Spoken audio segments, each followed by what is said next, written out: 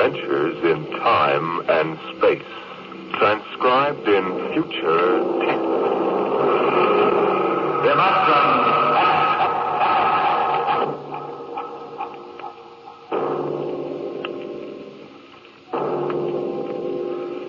The National Broadcasting Company, in cooperation with Street and Smith, publishers of astounding science fiction, bring you Dimension X.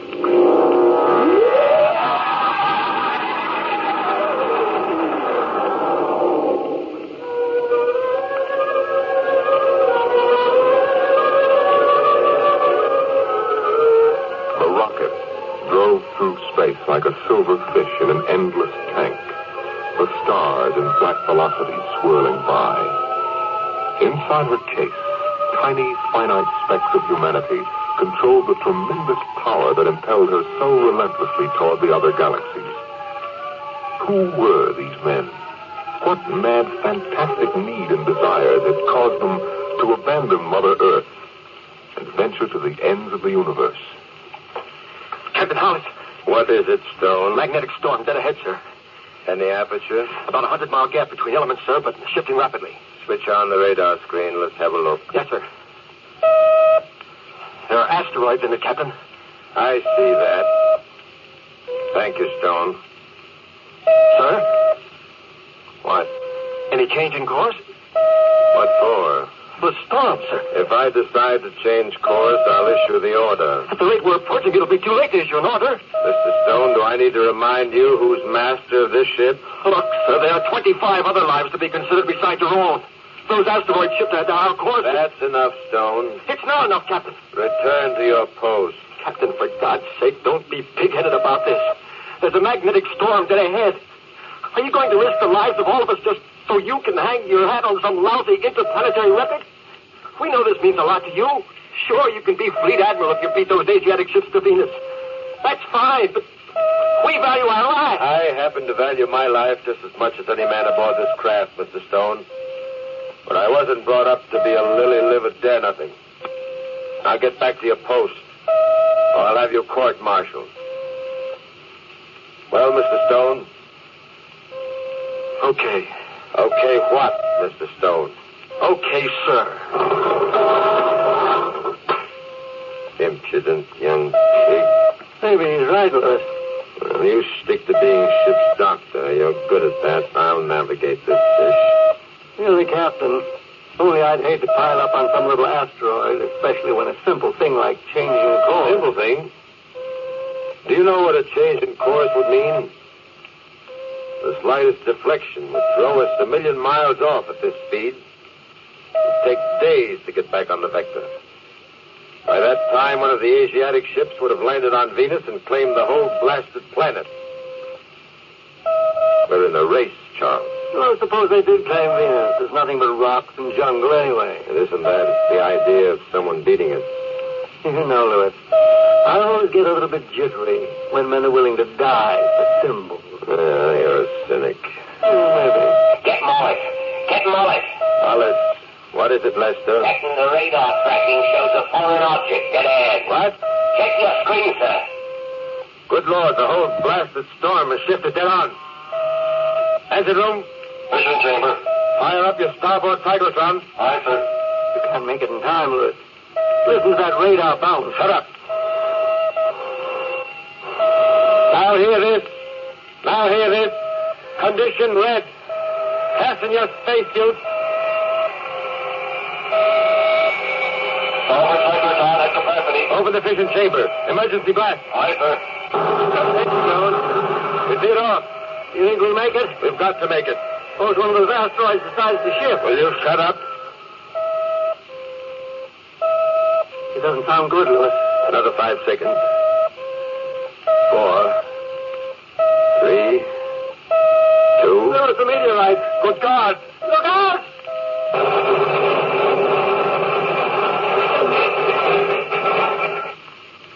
Hello? Hello, anyone? Can you hear me? I can see you floating out there. Can you hear me? For God's sake, answer if you can. I don't want to just float out here alone. Stone, is that you? Who is it? Captain Hollis. What happened? We struck an asteroid. Ship blew up. Is anybody else alive? I don't know. I can see some spacesuits floating in space not far from me, but I don't know if they're alive. Maybe they just don't hear us. Their radios are working, they do. Hello? Hello, somebody? Doc, is that you? Lewis? Yes, Thank God. Anybody else alive? Stone. Hello, Doctor. Oh. Are you all right? Okay so far. That's three of us, anyway. Lewis, Yes? we seem to be moving away from each other. Yeah, that's right. I can hardly see you now. It's the momentum. We were all thrown in different directions. Since there's no friction, we'll pick up speed. Isn't there some way we could stick together at least? I'm afraid not. If there's no friction, then there's nothing to stop us. That's right, Stone. But then we'll just keep falling. Maybe forever. Not forever. You'll fall until you get into one of the gravitational fields of some planet. After that, you'll fall toward the planet. Mother in heaven, what a way to die. Nobody's going to die.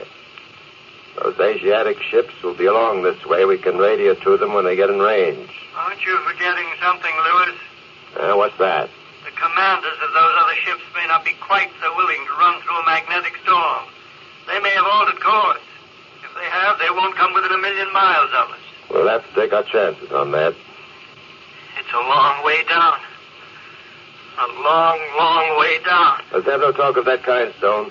I don't want to die. Stone, I said, can it? Can it yourself. What? You heard me. This is a mutiny of one. Don't try to put your rank on me now, mister. You'll be 10,000 miles away in another hour. So help me, I'll have you court-martialed when we're picked up. Let's not kid ourselves. Nobody's going to be picked up.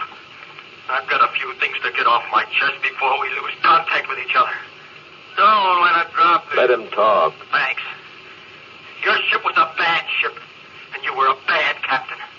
I hope you break when you hit the moon. Thanks for the goodwill, Stone. That isn't all. I believe there are different kinds of deaths, Captain. Just as there are different kinds of lives. Yours should be pretty interesting because you've been dead for years. Oh. Let him. When was the last time you had an honest human feeling, Captain? I'll bet you don't even remember when. I don't think you're capable of any kind of strong feeling. Do you have a wife, Captain? I'll bet she won't miss you one bit. Children? I have a son, little boy. Maybe he'll grow up to be a hero like his daddy. A tin hero with a piece of stone where other men have hearts. Are you quite finished? I've said it. Well, so long, Doc. So long. I'm headed for the sun. Somehow I don't like the idea of falling into the sun. I'm going to take a quicker way out. No, Stone, don't be a fool. I'm going to smash the faceplate on my helmet and let the oxygen escape. Stone, don't do it. We're going to be rescued. Stone. See you all in some other universe? God have mercy. He was headed for the sun. I can barely see him now. Looks like Mercury for me. How about you, Lewis? I'm headed for Earth. Funny, isn't it? That I should be going back to Mother Earth this way. I'm nothing but a human meteor, Charles. When I hit the Earth's atmosphere, I'll burn like a match.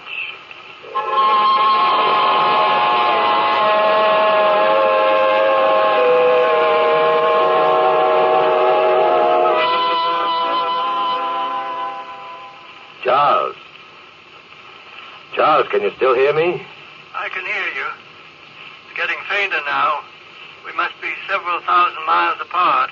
We should be able to talk for another 20 minutes or so at the speed we're falling away from each other. What are you thinking about, Lewis? I was thinking about Stone. What he said. Don't let it get you. You know, in a way, he was right. He was insane. The shock knocked him off balance. No. Each of us dies in a different way. Each of us has his own life to look back on. Huh? What's that? I don't know. It sounds like Lester. Hello? Hello, Lester. Can you hear us? possible that the sending unit of his radio is working, but the receiving unit is damaged. Singing good stuff to keep up his nerves. My heart's right there. Hello? Hello? Anybody alive? This is engineer's mate Harry Lester. Hello? Mother of heaven, ain't there somebody that talks to me at least? Lester, can you hear me? Hello? Listen, anybody. If you can hear me, this is engineer's mate Harry Lester. We had an accident. We were... Oh, what's the use? He doesn't even know we can hear him. Poor devil may have forgotten to switch on his receiving unit. Well, there are three of us again anyway. It isn't much comfort. Maybe Stone's way is best. Don't be a fool. They're going to be picked up. I doubt They it. must. I must. I've too much to accomplish in life to die like this. A fellow like Stone or Lester, they come a dime a dozen. But I was in line to be commander of the whole fleet. You know what that means, Charles? Commander of the hemisphere. No, I don't know what it means. I never wanted to be commander of anything but myself. And I never even came close to that. Helen was counting on it. Stevie, too, in his own little way. It's hardest for Helen. Steely's too young to understand. He'll know.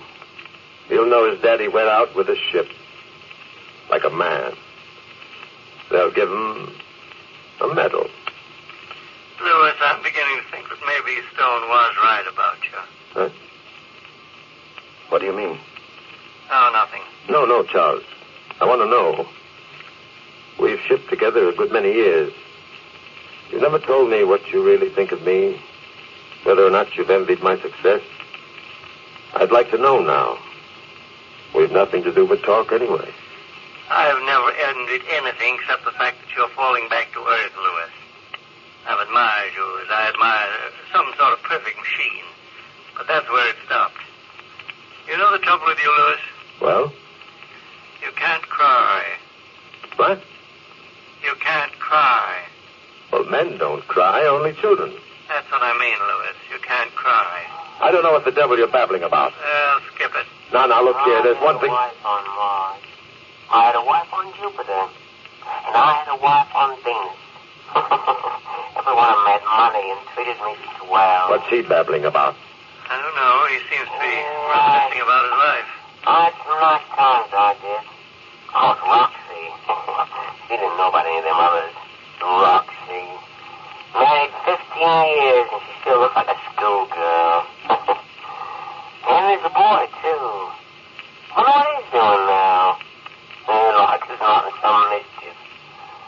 I remember when I kissed him goodbye. I said to him, I says, now, my son, take good care of your mom and don't get fresh with the girls. He'd slap me if he didn't wink at me and smile that winning smile of his and say, all right, Dad, take care of you, come back well. Oh, no, we miss you terrible much. Oh, well, Eddie, Lister, you can't complain. You've had the best of it and some to spare. Simple soul. Too simple. I envy him. Why? Because he has all that to hang on to. Women always frightened me. I ran from them. Always wanting them and jealous of men like Lester for having them. And jealous of him for being able to spend money without fear and for as much happiness as he could have in his own wild way. Haven't you ever wanted that? Don't be a fool. The difference between us and Lester is that he lives in the present. He gets into the experience of the moment. You and I, Louis, we live in the past and in the future, but never in the present. Could we change the subject? I thought you wanted to talk. Well, let's talk about something else. Charles? Charles? Charles, are you there? Charles, answer me. I just switched to my auxiliary battery. I'm sorry. Well, don't do that. Afraid to be alone? I've never been afraid of anything in my life, and you know it. I wonder. It's a long way back down. Why doesn't he shut up? Louis. What? Louis, I got myself into a meteor swarm. Some little asteroid. Meteors? I think it's that Myrmidon cluster that goes out past Mars and then swings in towards Earth once every 5 years. I'm right in the middle of it now. It's like a big kaleidoscope. All kinds of colors and shapes and sizes. God, it's beautiful, all that metal. I'm going with them. They're taking me with them. Well, I'll be doggone. Remember when you were a kid, Louis? Held a kaleidoscope to your eye, gave it a twirl? That's what I'm part of now. Keep talking. I can barely hear you now. They're taking me off, Louis. So long. Charles! Charles, don't leave me alone like this! Charles! Charles!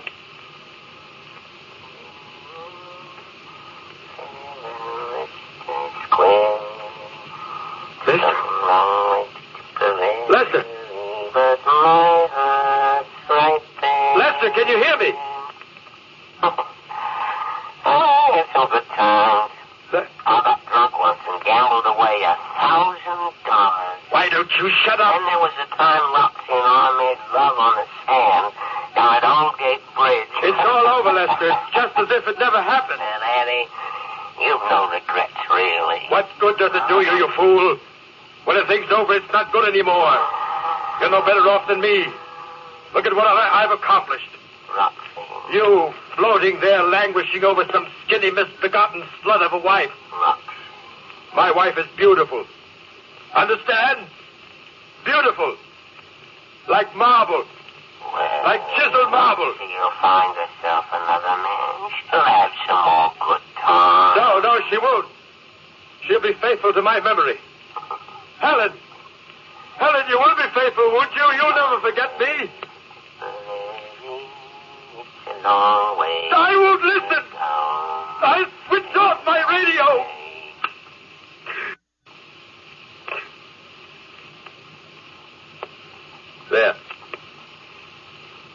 There, that's better. You're alone now, Captain Hollis. Alone with yourself. And your thoughts. And your memories. Going back to Earth like a human rocket. And remembering.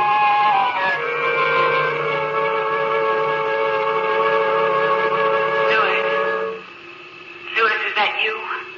Yes, Helen, it's me. I missed you. Have you? Didn't you know? But I thought... we quarreled. Oh, I've forgotten about that. I had some trouble, Helen. We won't talk about it. You're home now. That's the important thing. Stevie is so excited. Stevie, where is he? Right here, darling. Stevie? Steve? Daddy! Daddy! Hello, son. You're going to stay with us this time, aren't you, Daddy? You're going to stay home and we'll go fishing and play ball together, just like you promised. Well, Stevie... I'm catching fish out there.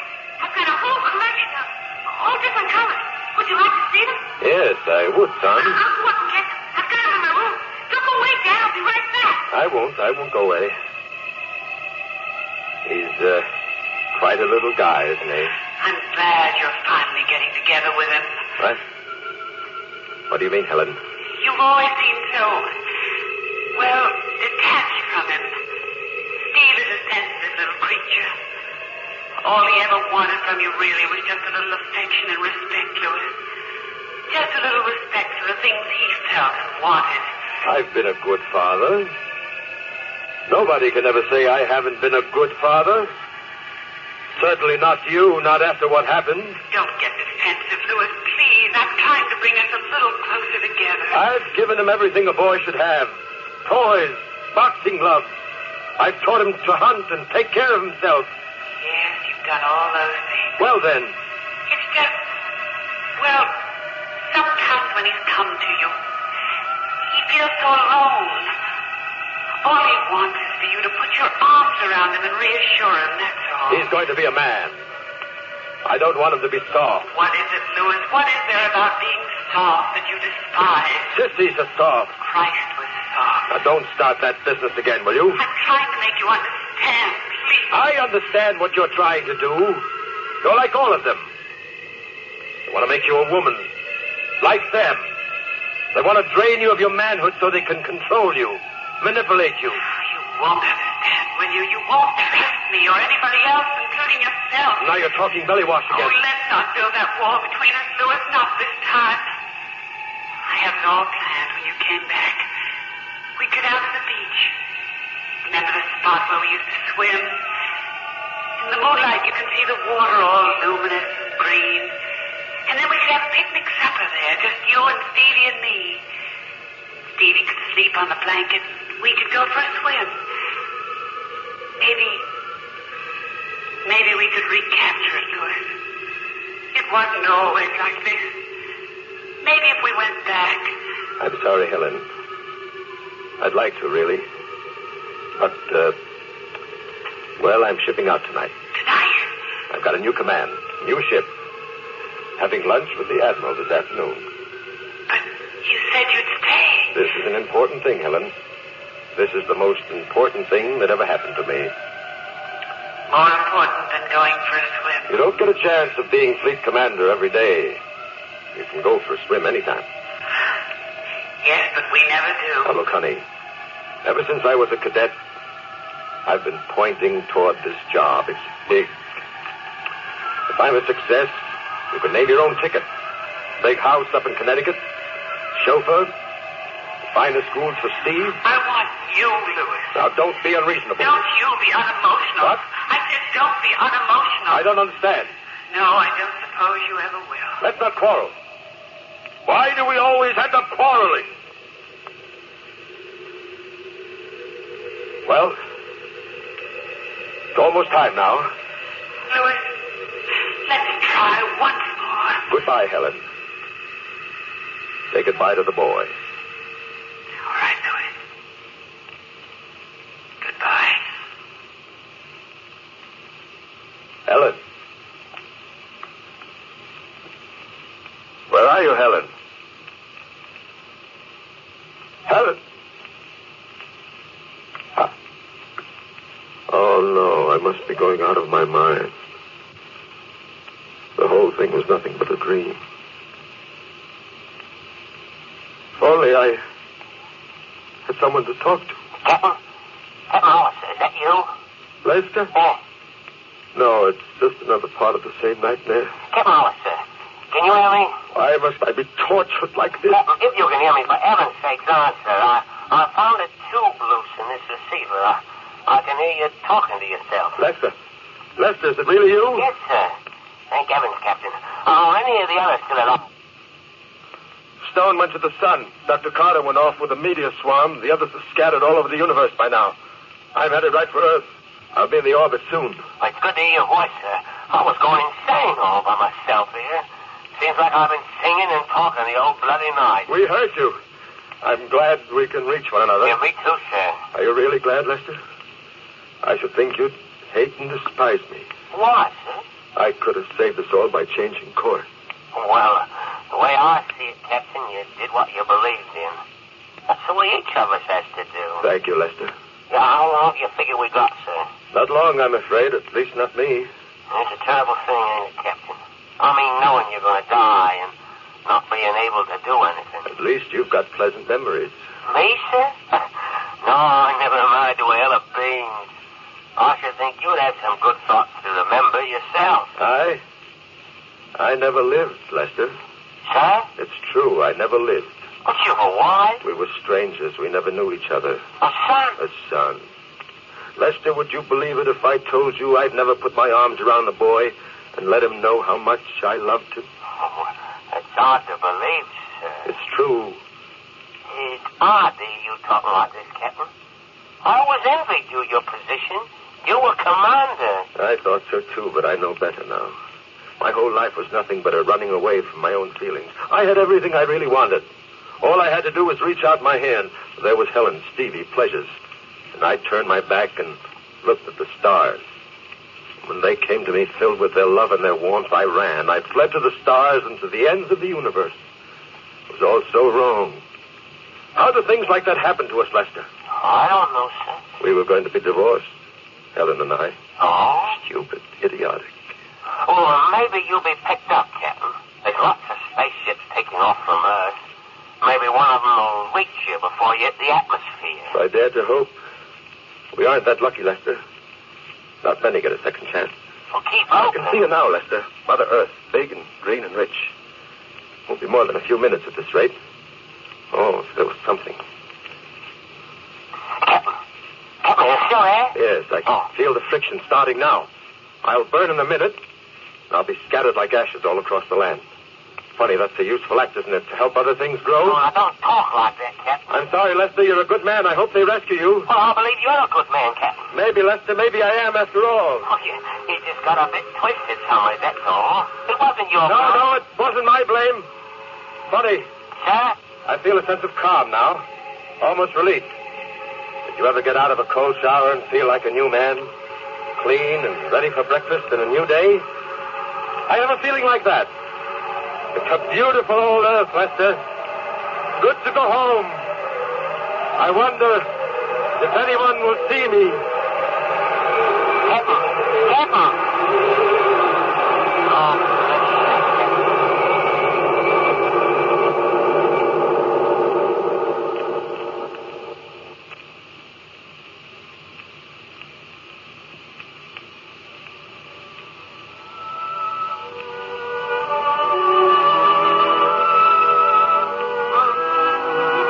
What, Stevie? Why don't we come down to the beach tonight? I don't know. I just wanted to see the ocean and the stars. Are you cold? No. Mom? Yes, darling. When's Dad coming back? I don't know, Steve. I don't know. Mom, Hmm? what's the matter between you and Dad? Matter? Oh, nothing you'd understand. Don't you love each other? I suppose in a way we do. It used to be quite different. Long ago, when you were a tiny, tiny baby, your father and I used to come down here and swim at night. I was the first girl he ever loved. And then somehow, something happened. He got frightened or something, and we sort of lost each other. Oh. Come here, Steve. What's wrong, Mom? Oh, I just feel a little chill. Perhaps we'd better be getting back. It's almost your bedtime. Okay, Mom. Mom, look up there. A falling star. Yes, I see it. It fell right this way. Did you see it, Mom? A falling star. Make a wish, son. Make a wish.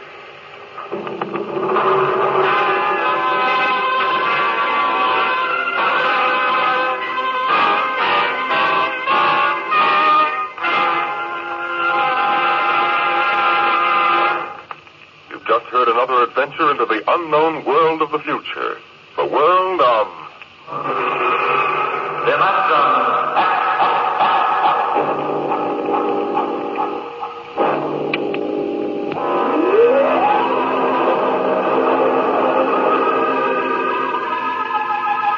Dimension X is presented transcribed each week by the National Broadcasting Company in cooperation with Street & Smith, publishers of the magazine Astounding Science Fiction. Today, Dimension X has presented Kaleidoscope, written for radio by George Leffert from the story by Ray Bradbury. Featured in the cast were Joe DeSantos as the captain, Leon Janney as Lester, and Joan Alexander as Helen. Your host was Norman Rose.